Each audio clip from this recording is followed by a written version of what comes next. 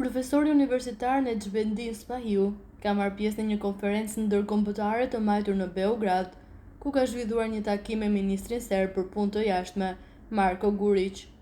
Në një intervistë Spahiu ka deklaruar se ky takim është realizuar në kuadër të përpjekjeve për të siguruar njohjen ndërkombëtare të Kosovës, veçanërisht nga Serbia.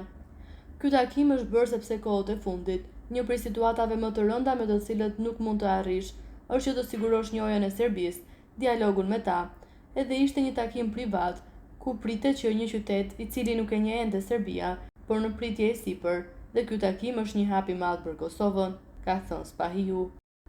Profesori theksoi se gjatë takimit me Guricin është diskutuar për situatën politike dhe sigurinë në Ballkan, për sfidat rajonale, si dhe për marrëdhëniet ndëretnike. Ai mohoi zëra se takimi kishte të bënte me ndonjë mision politik të brendshëm, duke përjashtuar çdo lidhje me ndonjë strategji për mbledhje votash në favor të ndonjë lideri kosovar. Më ftoi në takim, qëndruam dhe biseduam rreth një orë për sfidat në rajon, për problemet që ekzistojnë në rajonin e Ballkanit, për dialogun për marrëdhëniet Kosovë-Serbi, për marrëdhëniet ndëretnike. Shumë njerëz mendojnë që kam shkuar me ndonjë mision për me siguru votat kurtit, por që në bisedë nuk kemi pas këto lloj bisedash, është shprehur tutje Spahiu. Sipas Spahiut, këto lloj takimesh duhet të shihen si hapa drejt normalizimit të marrëdhënieve dhe jo si një lëvizje të fshehta politike.